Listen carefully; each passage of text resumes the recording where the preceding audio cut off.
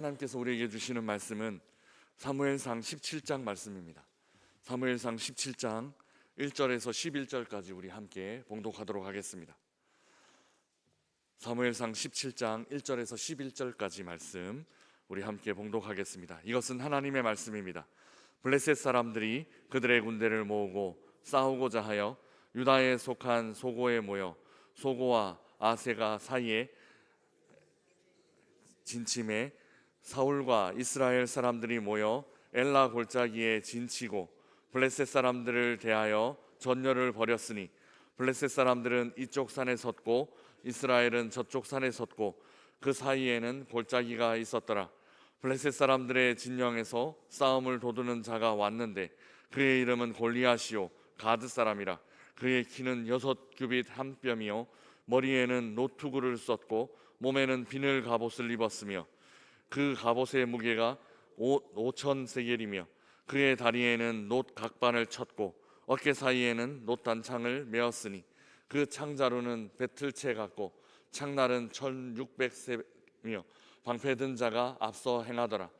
그가 서서 이스라엘 군대를 향하여 외쳐 이르되 너희가 어찌하여 나와서 전열을 벌였느냐?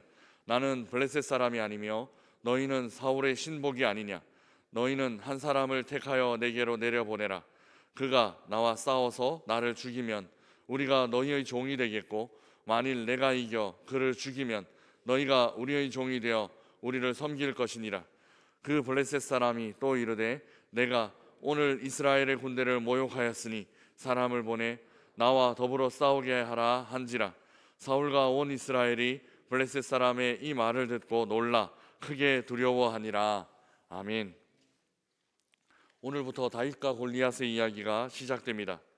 다윗과 골리앗 이야기는 교회에 다니지 않는 사람들도 그리고 성경을 한번 읽어보지 않은 사람들도 대충 그 내용을 알고 있을 정도로 유명한 이야기입니다. 3m 가까이 되는 거인 군인을 군인도 아니었던 양치던 목동 하나가 싸워서 이긴다는 내용입니다. 골리앗은 거인 악당의 대명사가 되었고 전쟁 혹은 경쟁에서 맞상대하기 버거운 상대를 가리키는 말이 되었습니다. 예를 들어 사람들은 우크라이나 전쟁이 시작되었을 때 러시아를 골리앗에 비유하곤 했고 또 중소기업과 대기업 사이에 경쟁이 일어났을 때 다윗과 골리앗의 싸움이다라고 말하곤 했습니다. 이 유명한 이야기 안에서 하나님께서 우리에게 주시는 교훈을 함께 찾아보겠습니다. 골리앗과 함께 블레셋 사람들이 쳐들어왔습니다. 3절 말씀 우리 함께 읽어보겠습니다. 3절입니다.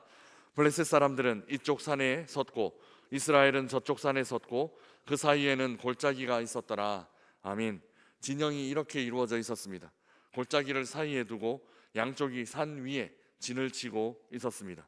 이전에 요나단이 기습을 할 때 기습 공격 블레셋 진영을 기습 공격할 때와 비슷한 모양새입니다.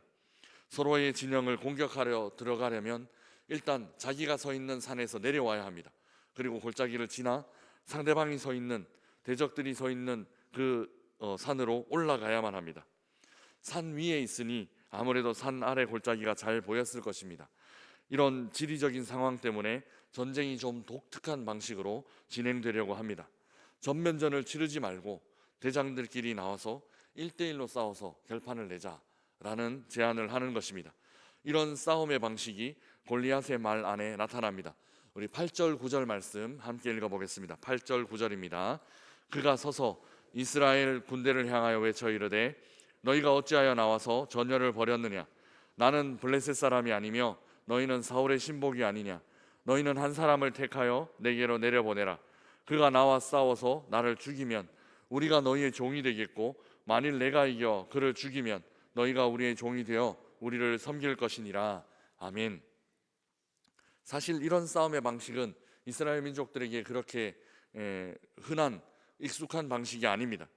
이스라엘은 한 번도 이런 방식으로 전쟁을 치른 적이 없습니다. 골리앗의 체격 조건이 워낙 탁월했기 때문에 블레셋은 이런 전략을 세우는 것이 아닐까 추측해 볼 수 있습니다. 그리고 이전에 그 막강한 공격 무기를 갖고 또 훨씬 더 큰 그 군대의 숫자를 갖고도 패한 경험이 있기 때문에 그래서 좀 더 승산이 있는, 확실한 승산이 있는 그 골리앗을 내세워서 1대1로 싸움을 붙여서 그 승리 여부에, 그 승패 여부에 따라서 전쟁 전체 승패를 가늠하자, 이렇게 제안을 하는 것이 아닌가 생각됩니다. 오늘 본문은 골리앗의 신체 조건을 굉장히 자세하게 설명하고 있습니다. 성경에 이만큼 자세하게 어떤 한 사람을 설명한 곳은 흔치 않습니다. 그것도 주요 인물 중에 그 이스라엘 사람이 아니라 그 대적들을 설명하면서 이렇게 자세하게 설명한 일은 그렇게 성경이 흔치 않습니다. 좀 길지만 우리 4절에서 7절까지 말씀 함께 읽어보도록 하겠습니다. 4절에서 7절까지 함께 읽겠습니다. 블레셋 사람들의 진영에서 싸움을 도두는 자가 왔는데 그의 이름은 골리앗이요 가드 사람이라. 그의 키는 6규빗 한 뼘이요 머리에는 노투구를 썼고 몸에는 비늘 갑옷을 입었으니 그 갑옷의 무게가 놋 5천 세겔이며 그의 다리에는 놋 각반을 쳤고 어깨 사이에는 놋 단창을 메었으니 그 창자루는 배틀채 같고 창날은 철 600세겔이며 방패든 자가 앞서 행하더라. 아멘. 키는 어느 정도 과장은 있을 수 있지만 문자 그대로 하면 3m가 조금 안 되는 그런 크기입니다. 노투구와 비늘 갑옷을 입었습니다. 옷의 무게만 50-60kg, 거의 60kg에 이릅니다. 다리에는 놋 각반을 찼고 또 놋 단창을 어깨 사이에 메고 있었습니다. 창을 갖고 있었는데 창날, 그러니까 손잡이 말고 창날만 한 7kg, 8kg 되었던 것으로 추정됩니다. 온몸에 그야말로 철갑을 칭칭 감고 있습니다. 힘은 셀지 모르지만 굉장히 둔해 보이는 것도 사실입니다. 아마 이렇게 위협적인 모습을 하고 등장하여서 적들의 사기를 꺾으려고 한 듯 보입니다. 전쟁은 기세 싸움이다 라고 판단을 내린 것이겠죠. 그러나 딱 이 지점에서 그의 약점이 있습니다. 골리앗은 너무 위협적으로 보이는 데 반해, 그리고 그렇게 보이려고 치장한 데 반해 움직임이 둔해졌고 민첩함을 잃어버렸습니다. 의도한 것은 아닐 수 있었지만 다윗은 정반대의 전략을 택합니다. 다윗은 갑옷을 입고 싶어도 입을 수가 없었습니다. 몸집이 너무 작았고 또 움직임이 불편했기 때문입니다. 다윗은 갑옷과 그리고 큰 튼튼한 무기를 포기하고 아주 간단하고 날렵하게 전쟁 준비를 했습니다. 다윗의 막대기와 물맷돌은 이런 측면에서 굉장히 전략적으로 탁월했습니다. 거구의 약점인 민첩성과 순발력, 즉 속도를 잘 활용한 전략을 택하는 것입니다. 그러나 이보다 더 성경적인 승리의 원인이 있습니다. 바로 앞선 16장 7절 말씀 우리 먼저 한번 읽어보겠습니다. 16장 7절 말씀 함께 찾아서 읽어보겠습니다. 16장 7절입니다. 같이 읽겠습니다. 여호와께서 사무엘에게 이르시되 그의 용모와 키를 보지 말라. 내가 이미 그를 버렸노라. 내가 보는 것은 사람과 같지 아니하니 사람은 외모를 보거니와 나 여호와는 중심을 보느니라 하시더라. 아멘. 이 전쟁의 상황에서도 하나님의 이 말씀을 이스라엘 민족은 기억해야만 했습니다. 그 용모와 키를 보지 말라. 사람은 외모를 보거니와 나 여호와는 중심을 보느니라. 이 전쟁의 상황에서 그 골리앗 3m가 되는 골리앗이 싸움을 도두고 있는 이런 상황에서 우리는 하나님의 말씀을 기억해야만 했습니다. 이스라엘은 하나님께서 어떻게 일러주셨는지 그 하나님의 말씀을 기억해야만 했다는 것입니다. 하나님은 외모를 보시지 않습니다. 하나님께 외모는 중요한 게 아니라는 것입니다. 그 키, 그 용모 결코 중요한 것이 아닙니다. 하나님은 중심을 보십니다. 오늘 본문은 골리앗에 대해서 굉장히 상세하게 기록하고 있습니다. 한 사람을 설명하는데 굉장히 많은 숫자가 사용되었습니다. 성경에 이렇게 많은 숫자가 사용된 경우는 그 노아 방주를 지을 때나 아니면 성막을 지을 때, 그 성전 기구를 만들 때, 그럴 때뿐입니다. 그런데 이 모든 것들을 골리앗의 외모입니다. 중요한 것은 우리 주님 이미 밝혀주셨듯이 외모가 아니라는 겁니다. 사람들에게는 이 외모, 이 정보가 중요할지 몰라도 적군에게 위협을 줄 때는 이 외모가 큰 역할을 하게 될지 몰라도, 그러나 역사를 주관하시는 하나님께 이 외모는 결코 중요한 것이 아닙니다. 그 역사를 주관하시는 하나님께서 그저 이기게 하시면 그 전쟁은 이기는 것입니다. 역사를 주관하시는 하나님께서 지게 하시면 그 전쟁은 질 수밖에 없습니다. 전쟁은 하나님께 속한 것이기 때문입니다. 다음에 살펴볼 본문이지만 우리 17장 뒷부분에 있는 47절 말씀 우리 함께 찾아서 읽어보겠습니다. 17장 47절 말씀입니다. 또 여호와의 구원하심이 칼과 창에 있지 아니함을 이 무리에게 알게 하리라.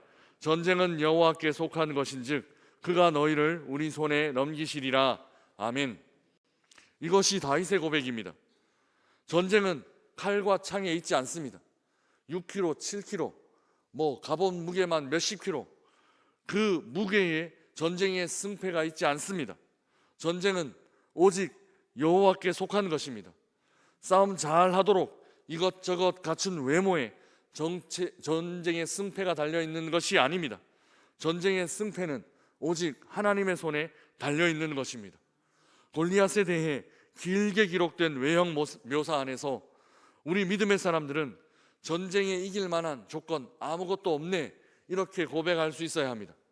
이 4절에서 7절에 이르는 긴 골리앗의 외모에 대한 묘사 안에서 이 긴 구절에는 전쟁과 관련된 전쟁의 승패와 관련된 아무런 조건 없네 라고 우리는 결론 내려야 하는 것입니다.